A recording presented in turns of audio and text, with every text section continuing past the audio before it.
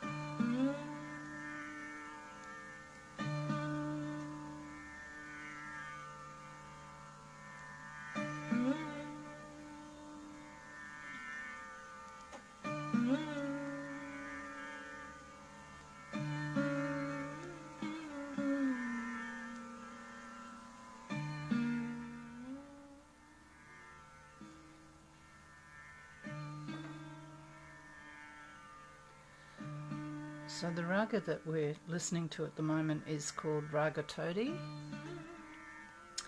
and it aids clearing of the left Swadhisthana. A little later we'll listen to a Saraswati Puja talk from 1983, and to finish up Rag Yaman, which aids clearing of the right and centre Swadhisthana. But first, let's sit quietly for a few moments before the three great mantras and mantra to Sri Ganesha.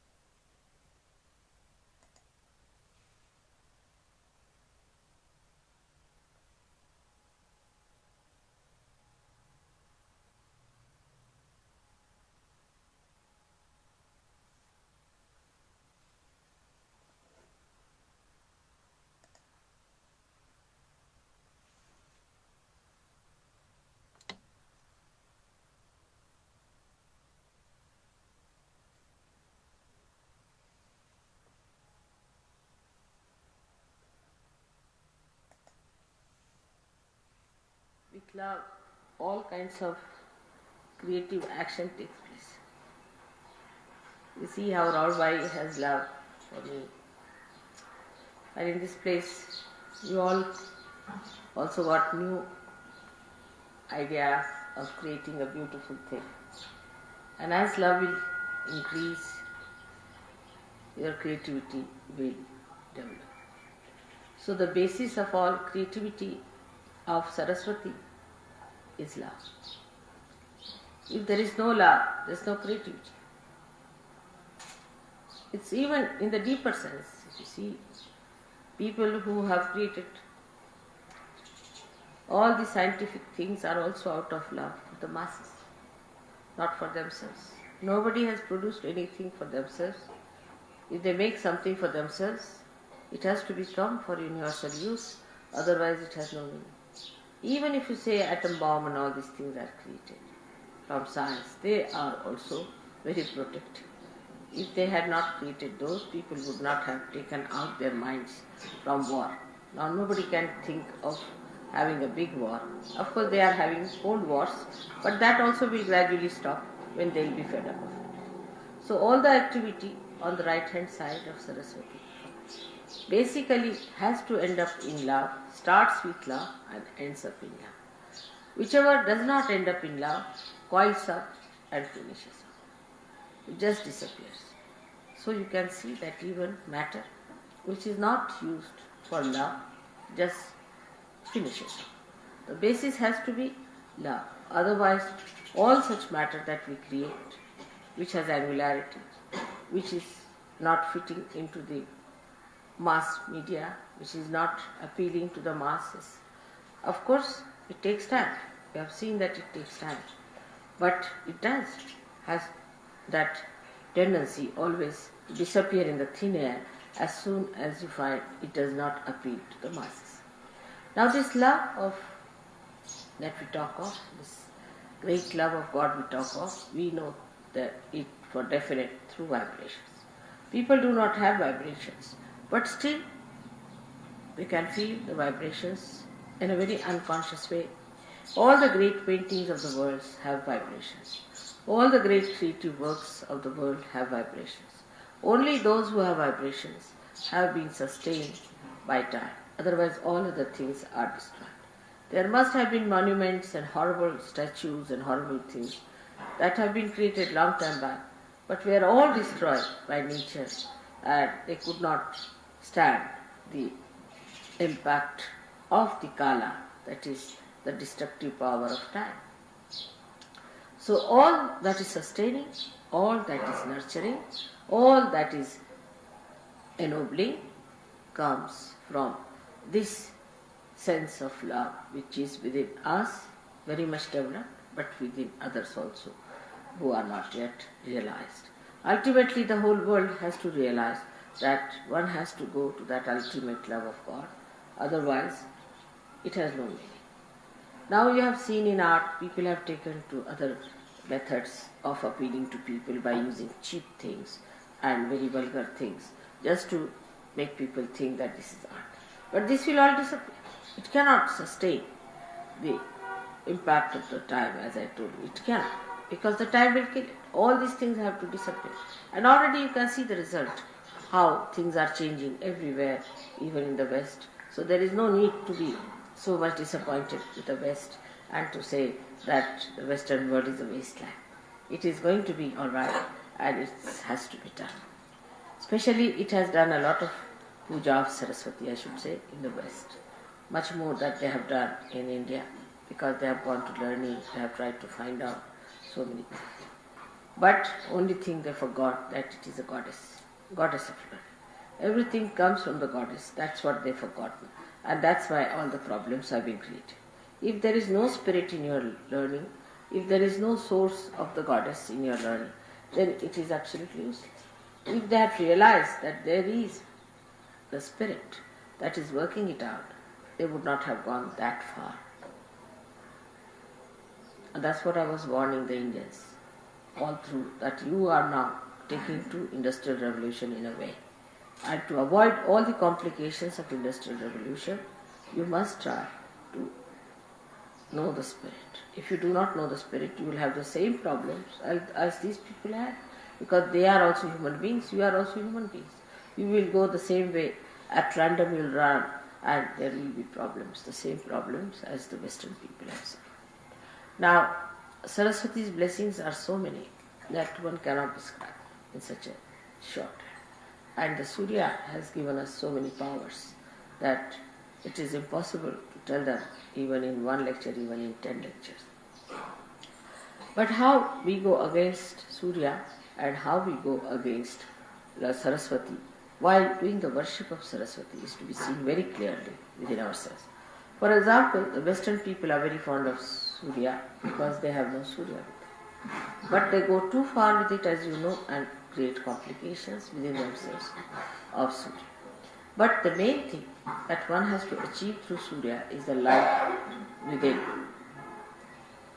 Is the light within. And if Surya Chakra at the Agya level is occupied by Lord Jesus Christ, then it is even more essential that the purity of life, what we call niti, is the morality of life. The morality itself has become very much sort of an argument in the West. People don't have any sense of absolute morality. On vibrations, of course, you know.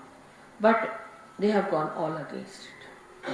Those who are the worshippers of Jesus, those who are the worshippers of the Surya, of the Saraswati, have all gone against the powers of Surya, just disobeying it. Because you cannot be a Surya if you do not have a proper sense of morality and holiness. The Surya itself brings light. You see everything. So many qualities Surya has got.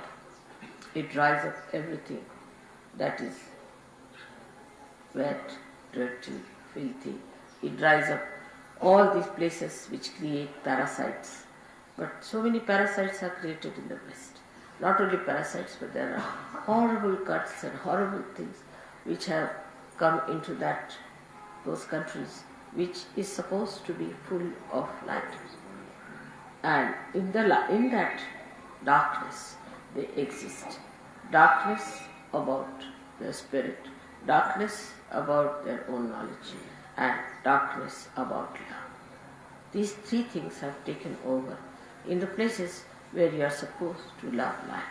Light doesn't mean what you see with your gross eyes. Light means from within, the light of love. That one should understand. Light of love. And it's so soothing, it's so sweet, it's so beautiful, it's so enamoring, it's so abounding that unless and until you can feel that light within you, that light which is of pure love, of purity, pure relationships, pure understanding, if you can develop that kind of a light within yourself, then whole thing will be cleansed.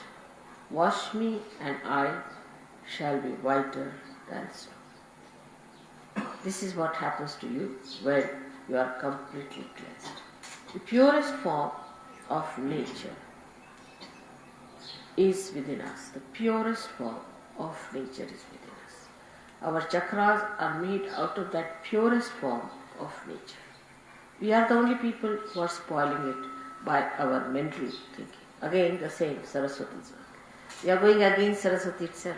Saraswati cleanses all that is impure in nature, while with our brain activity we are spoiling all that. All our brain activity goes against pure intelligence. And that's what one has to understand, that this pure intelligence is not to be soiled by our thinking. Our thinking can make us so bumptious, so ego-oriented, so impure, that we can really eat the poison and say, what's wrong? Just the opposite of Saraswati. If Saraswati is within us, she gives us Subuddhi, wisdom. And that's why to worship Saraswati, to worship Surya, we must have that clear vision as to what we have to be, what we are doing, what filth we are living in, what our mind is getting into. After all, we are here for emancipation and not for just pampering our ego and living with our filth that is with us. So this light should come within us and we should try to rise above our own mental filth which is being created around us. Apart from that, you have to go higher and understand that there is within us a thing called ego. And this ego is false, absolute false. You do not do anything. Actually, when you turn your eyes here and there, when your attention is here and there, it's nothing but your ego is trying to overpower everything. But actually, ego is an absolute falsehood, because there's only one ego, and that is of God Almighty, Mahat Ahankara. There is no really any ego that exists. It's a myth. It's a very big myth. Because if you start thinking, you are doing everything, you are doing this, you are doing that, which you are not doing, then this nonsensical ego comes in and you start working it out. It can project in every direction. When it projects forward, it overpowers others, it tries to dominate others, tries to kill others, becomes cruel. When it moves right side, it becomes supraconscious. It starts seeing things which are absurd, which are foolish, which are stupid. When it moves left side, then it starts seeing things, yourself as a big man, as a big Christ, or as a big Devi, or something. They are Adi Gurus and I am very great personality. That's left side. When it moves backwards, that's the dangerous one. When people become gurus, which are ruining other people. When the ego moves backwards, then they become gurus. They themselves have lots of defects in themselves, and they try to pull people into those horrible stuff which is described as absolute narka. That's how is the movement of ego on all the sides. Now, when people try to use their right vishuddhi, that is to talk about themselves, is the worst of all. Whatever type of ego you may have, if you start boasting about it and talking about it, then it encircles, thickens the walls of ego so much that it is impossible to penetrate into that, because that such a person is completely satisfied with himself and he believes that he is true. And once he starts believing into a nonsense like that, is an impossibility. It's an impossibility to penetrate. So when you boast about these things or you talk big, be careful. You see, you know what I am, but how many times do I say I am that? Even if I say once, it makes tremendous vibrations for you. But how many times do I say so? At the most, if you say something, I say to him, yes, but I don't say that. If I say it loudly, I don't know what may happen. The whole thing might be blasted with me. So one has to understand that Mahat Ahankara is the one that acts, that works, that really. Sometimes I shout at you, immediately all the bhoots run away. Just once I shout. Yesterday you saw all the bhoots that were coughing. They all ran. Yesterday just I stopped. So you should understand that now as you are realized souls, you can also do the soul. Use your right vishuddhi to shout at yourself. Now will you please stop boasting? Will you stop talking all this nonsense? Will you stop showing off? Then it will stop. Now this thickening takes place by people who really are active, who want to do something about it. Not that they are not active, they want to do it. But they know only one way is to act through talking. They don't understand that there are inner ways by which you control it much more. Because they don't want to take to that, they take to this talking. And once they take to talking and they talk about it, the whole power flows out. But if they do not talk about it and keep it within themselves, it's all right, you can tell me about your experiences or anything, but if you start telling others, by talking about it too much, then the powers that you have got will be all disappearing gradually. And you will just come down to absolutely lowest level. So one should not too much talk that I have this power, I have this power, or I see this, or I do this, which is a very wrong thing. I warn you, don't try to show off. You can talk about my powers, it's all right. But don't try to talk about your powers. When it comes, of course, to talk to somebody who is a negative person, or to tell somebody, then you should say that we, not I, we have, some of us have felt this power within us. We have seen people. It may be you only, but you need not say I have. What you have to say, we. Then you become the Mahatahankara. When you say we, yes, some of us, we do. Like in Gregor's book also, I made it, I saw to it that he should not have many I's, but he should have we. We think, we do, we. Means the whole collective being, the whole collective organism, living organism of Sahaja. So you should say, yes, some of us have got. That means you put yourself down, but put all others above you. Say, yes, some of us have, I know some people have this. That's the way one should do it. Because if you have to overpower your ego, you must allow it to spread into everybody else. That's how you will make it perfectly alright. Make it spread. We all Sahajogis. We all. But that pride is not there. I have seen that pride is not there. Still it is very individualistic. If you start thinking we Sahajogis, then what happens? That you become one person, one organization. But the person will look down upon other people. Will see that this person is low, that person is high, that person is there. But he will not think we, the Sahajogis, how beautiful we are. We, the body of Sahaja.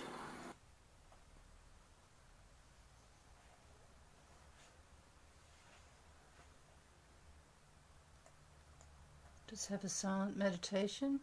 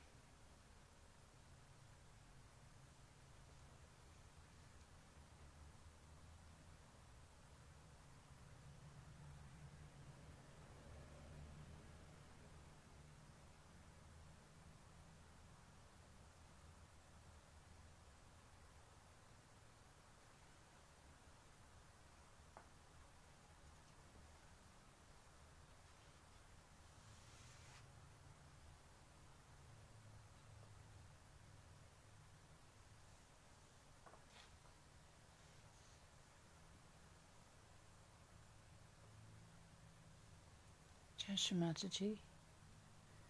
We'll say the last verse of the three great mantras. Om Tvameva Sakshat Shri Kalki Sakshat Shri Sahasrara Swamini Moksha Pradayini Mataji Shri Nirmala Devi Namo Namaha.